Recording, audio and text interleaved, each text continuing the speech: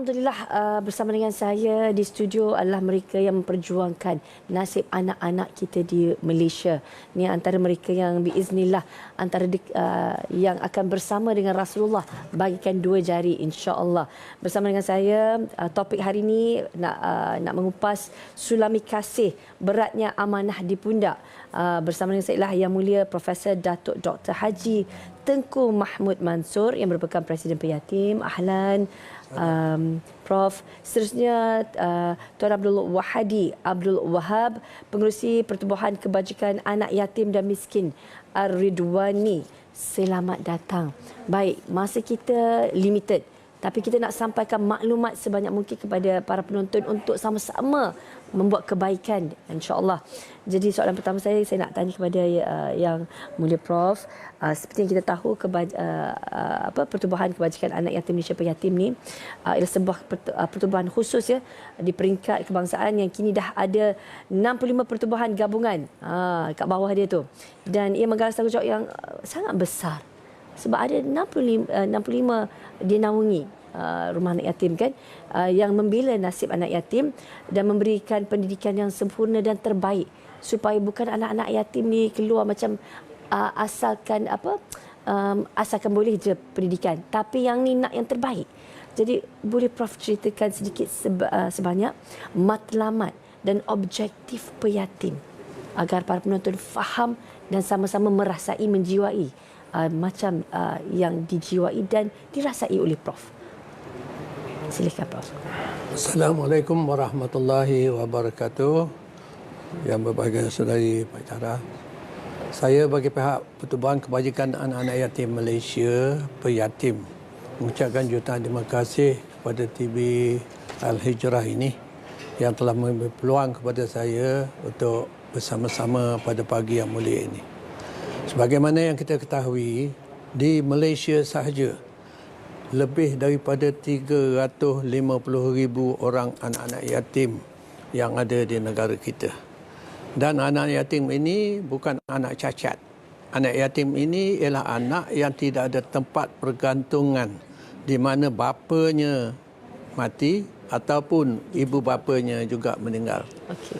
Jadi dengan sebab itu, kami ahli-ahli jawatankuasa penyatim telah menggabungkan tenaga semenjak 33 tahun yang lalu, telah menubuhkan Pertubuhan Kebajikan Anak Yatim Malaysia ini yang kami kenal penyatim.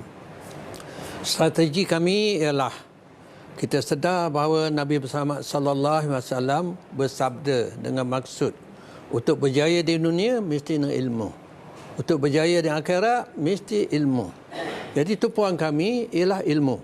Untuk melahirkan anak yatim yang berjaya ini mesti mempunyai ilmu keduniaan dan lebih-lebih lagi ke akhirat.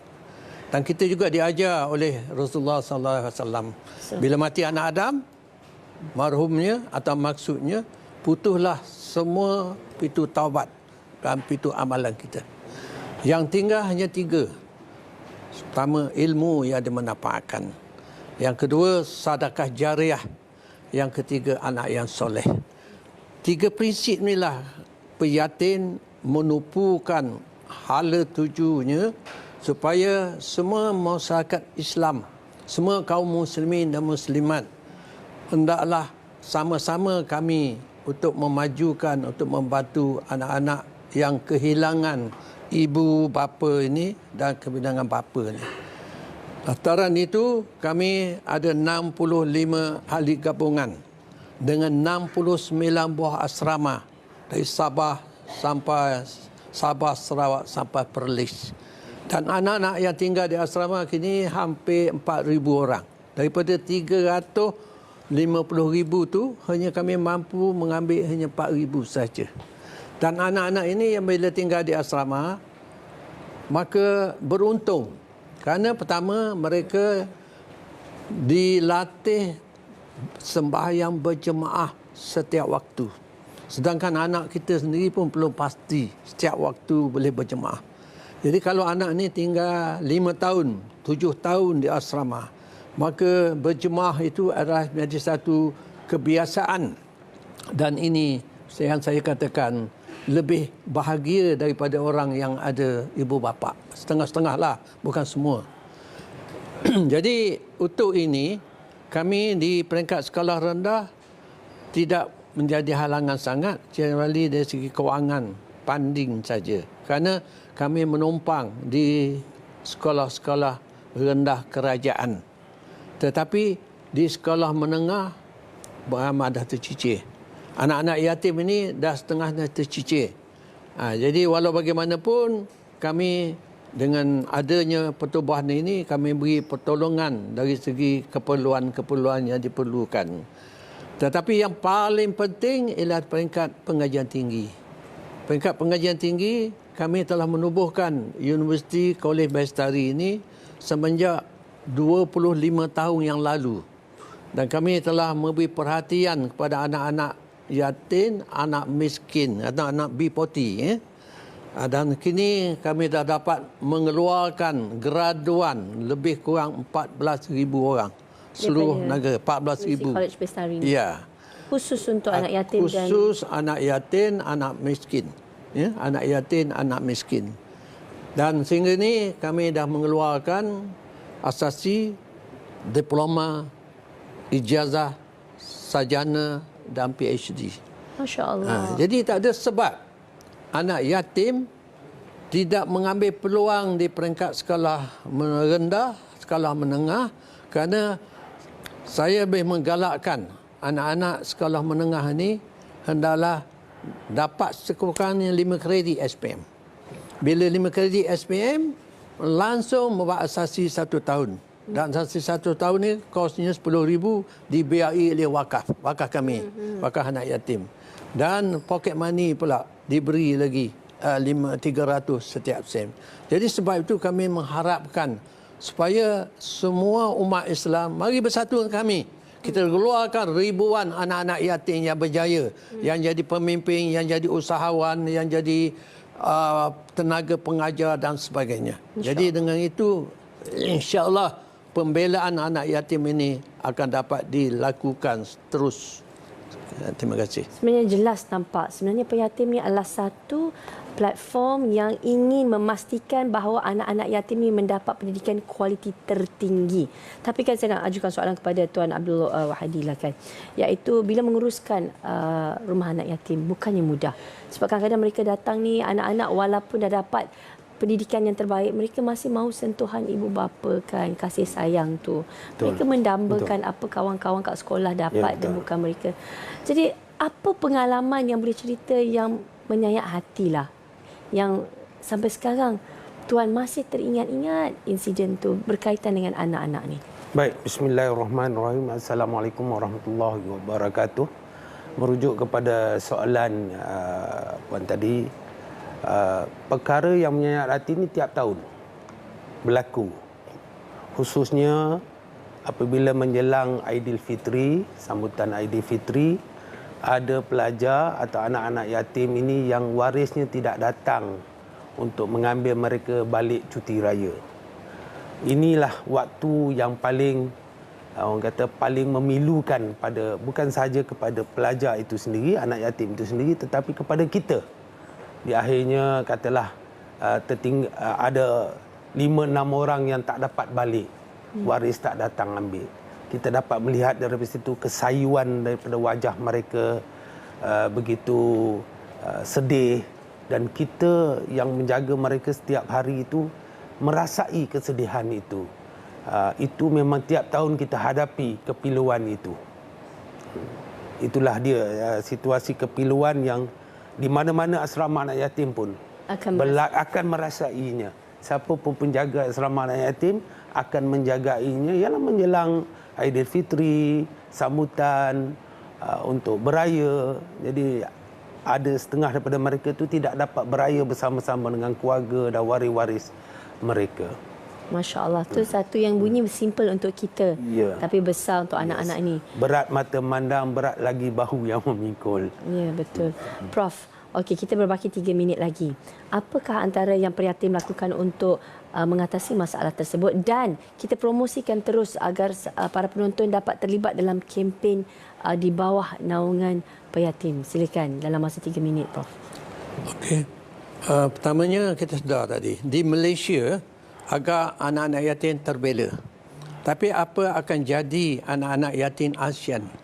Terutama negara-negara yang minoriti Muslim. Jadi sebab itu kami di peringkat ASEAN melalui Forum Yatim ASEAN telah membuat satu perancangan untuk mengambil anak-anak yatim daripada ASEAN ini masuk ke UCB mulai Januari ini. 5 orang setiap negara. Jadi 50 orang akan masuk ke UCB. Tapi dalam keadaan itu kami juga memikirkan anak-anak yatim ini setengahnya dia memerlukan tapis. Memerlukan sekolah tapis. Jadi kami juga sedang merangka sekarang untuk membina sekolah tapis dan juga mengadakan taman pesara-pesara. Kerana pesara-pesara sekarang ni juga kami harap dengan adanya chalet yang kami akan bina chalet. Jadi satu perkampungan kepada pesara-pesara ASEAN. Jadi dengan adanya ini kami harap semua pesara-pesara ini akan dapat membantu dan kami akan bagi special rate pada tahun pertama, insya-Allah 2 tahun lagi datanglah ke Taman Pesara di Taman Tera ini. Taman Tera, dan kami akan bagi diskaun sampai 70%. Hanya bayar 30% saja. Dan ini peluang yang terbaik kepada peserta menyumbang untuk sama-sama membangun Tera ini, Taman Rimba Asia, iaitu di mana di sini ada pusat pengajian Islam anak yatim atau miskin Asia yang dipanggil APIA. Dan di sini juga akan sedang dibina masjid, dibina kompleks tahfiz dan juga Kolej Teknologi Bestari untuk kemahiran.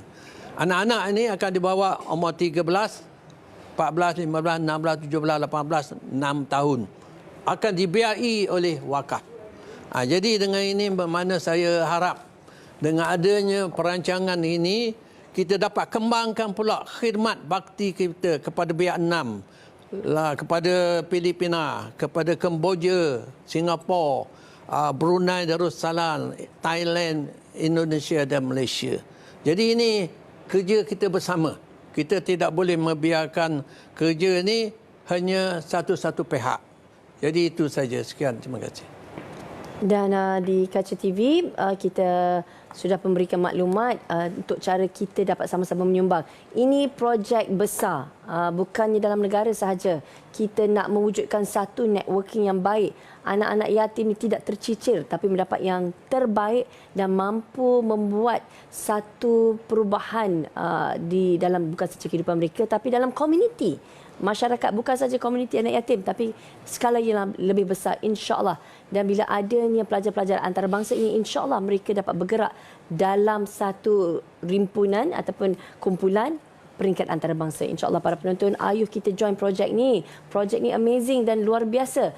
Rugi kalau kita tak sama-sama terlibat, insyaAllah. Ini sedekah jariah, RM10 satu kaki. Masya Allah, sedekah jariah RM10 je satu kaki. Rugi kalau kita tak ambil peluang ini.